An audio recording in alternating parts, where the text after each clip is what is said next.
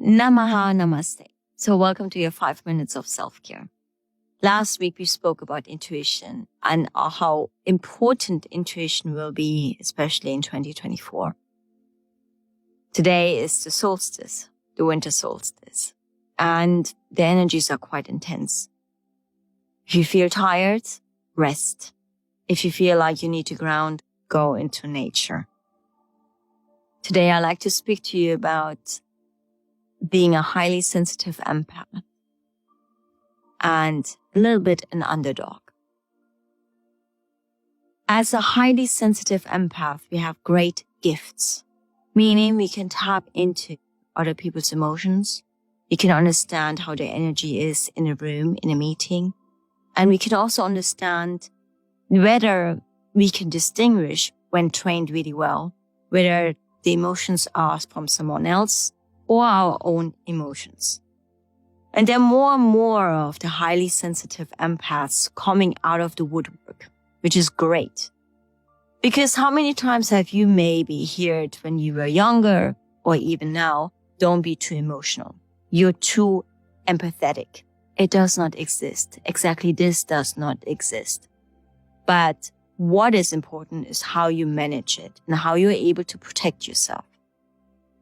Intuition and empathy, they go hand in hand together. They're great gifts to have.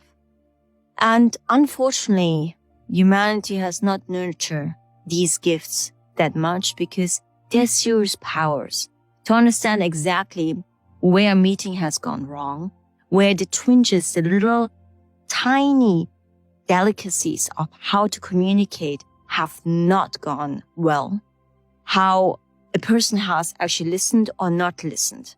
And this is something that is so important, especially in your private and your professional life. And we underestimate the importance of it. I'll give you an example. I've been all my life an underdog. And by my age now, I have accepted it. But when I was younger, I tried to confirm. I tried to be part of a group.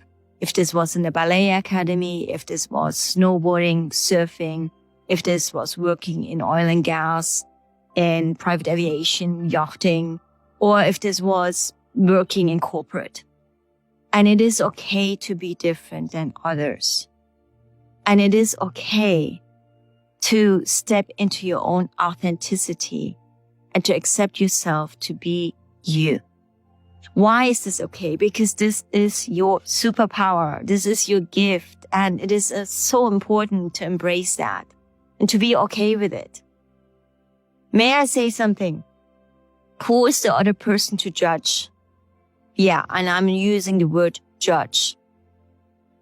There are other people always having an opinion about what you should have done better, what you should have said, how you should have not been, or how you should have been. And let us just step back and let go of exactly these judgments and these opinions. Because taking everything with a pinch of salt, knowing who is the person who's standing in front of you and saying exactly these judgments or having these opinions, this is very important to understand how they are themselves. How do they lead their own lives? From which space and time and situation do they come from? Then you will understand that what criticism you want to take on board and what criticism you don't want to take on board. What is important to further discuss and what is important to just let go. And letting go is the key. Letting go of control. Letting go on a daily basis of things that are not of importance for your own well-being mentally, emotionally, and physically. This is very important because we can always choose as highly sensitive empaths to protect ourselves, to practice self-care, that we exactly know if an emotion is our own or someone else's emotion. If the judgment lies within ourselves and is reflected upon a person who has judged us. Because if there are remnants within yourself of insecurity, it is not the other person who is judging you. It is actually the person within. And in science, we call them mirror neurons. We call them the fact that how we are and our vibration is. If we are in insecurity, we have maybe the tendency to overgive, to overplease, and wanting so much other people to like us.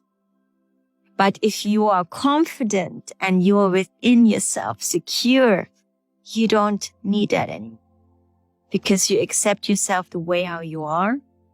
And you even embrace your superpowers of being able to be empathetic, to tap in other people's energies, to read between the lines, to listen between the lines, to understand exactly what is going on.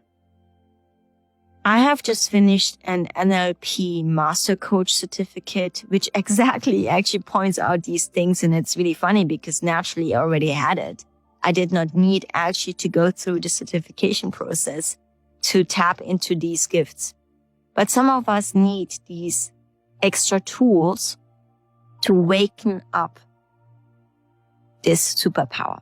So if you are a highly sensitive empath, please let go of overgiving and overpleasing. Start protecting yourself and take care of your physical, emotional, mental, and spiritual well-being. Embrace that part of you and accept it and use it as a superpower.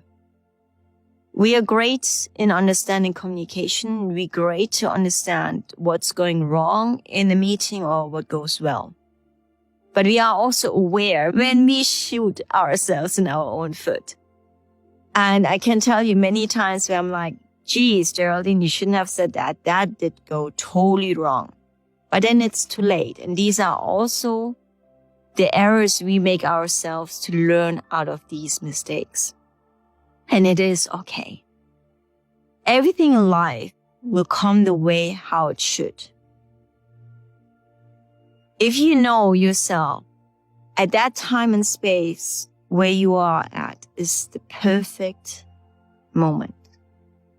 It is as perfect as it can be for this time and space. When you accept and when you have trust in divine source, spirits, universe, life, whatever you want to call it, and you are able to accept, then you're able to let go and go with the flow. Sometimes you have the tendency to believe something bad happens, but when we then look closer, it was not something bad happening to us. It was something happening for us to open up a new door. And manifestation in life sometimes takes away a journey that we would have never imagined. And it can cause some disruption. And it can be a roller coaster. But it's not about us to control how manifestation takes place. But it is on us to listen to the little signs and the synchronicities and to be so highly sensitive that we know when to act and not. So if you're an underdog, give yourself a nice big hug and accept it. It's okay. You will find your tribe. You will find your crowd. And let go of overgiving, trying to please people left, right, and center to be accepted. Acceptance takes place within ourselves first. So aligning within. This week, I'd like you to figure out how you can let go of a little bit of more of control and ask yourself if exactly what is happening for a reason and if it does require for you to act or not to act. And if you can let go of control to try to control the outcome of it. Within the philosophy of yoga, we call this tapas. No, it's not the Spanish food. And I don't know how many times I actually have to repeat this. Tapas is self-discipline. showing up for yourself every single day, no matter what, without trying to anticipate and be fearful of the outcome. Namaha, namaste.